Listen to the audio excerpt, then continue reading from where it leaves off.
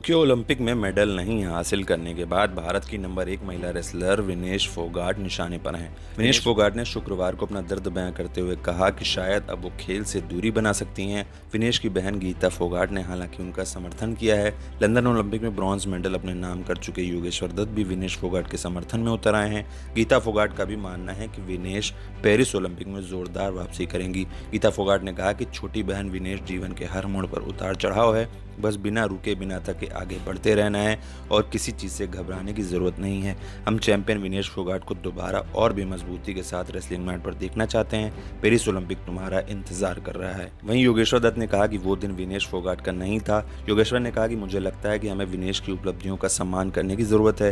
वो अच्छी पहलवान है, लेकिन वो उनका दिन नहीं था। जीतना और हारना खेल का एक भाग है। जब हम जीत हासिल करते हैं तो गलतियां छुप जाती हैं, जबकि हारने पर अच्छी चीज़ों को कोई याद नहीं रखता है। सभी को ये याद रखना चाहिए कि कोई भी एथलीट हारना नहीं चाहता है। 23 साल की पहलवान टोक्यो ओलंपिक में भारत की पदक उम्मीद में से एक थी, लेकिन वो पदक हासिल करने से चूक गई थी, जिसके बाद उनकी चारों तरफ से आलोचना हो रही थी।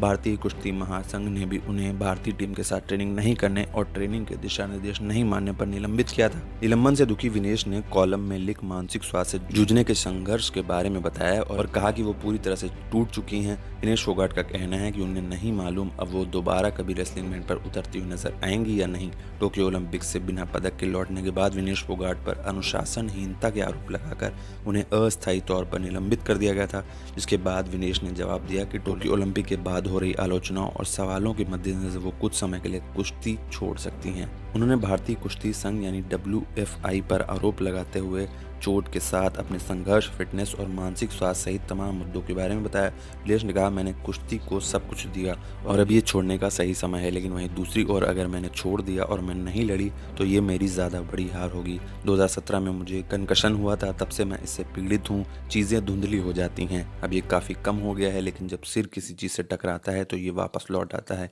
वहीं WFI पर निशाना साधते हुए विनेश ने कहा कि WFI ने मुझे मेरा फिजियो साथ ले जाने की इजाज़त नहीं दी। मुझे जो फिजियो दी गई थी वो निशानेबाज टीम की भी फिजियो थी। वो मेरे शरीर को नहीं समझती थी। मैं कम वजन करने को लेकर इतना संघर्ष कर रही थी। कुश्ती के लिए जाते समय बस में मैंने उल्टी कर दी थी। इसके बाद मैंने अपने पुराने फिजियो को फ़ोन करके पूछा था कि क्या किया जाए। हालांकि मैंने उस फिजियो की आलोचना भी नहीं करना चाहती, क्योंकि ये सही समय नहीं होगा। अपनी कमज़ोर मानसिक क्षमता को लेकर विनेश ने कहा कि अब मुझे रोने में भी दिक्कत है। मेरी मेंटल स्ट्रेंथ ज़ीरो है। मुझे मेरी हार पर दुख भी नहीं मनाने दिया। हर कोई हाथ में चाकू लेकर बैठा है। विनेश ने अपने कोच थूलर अकोस और बाकी पूरे स्टाफ सदस्यों का बचाव किया। उन्होंने कहा कि हम सिमोन बाइल्स की बात की तारीफ करते हैं जब वो कहती हैं कि ओलंपिक में मैं उतरने के लिए मानसिक रूप से तैयार नहीं हूँ। वो अपनी स्पर्धा में नहीं उतरती हैं। ज़रा सोचिए अगर भारत में ऐसा होता।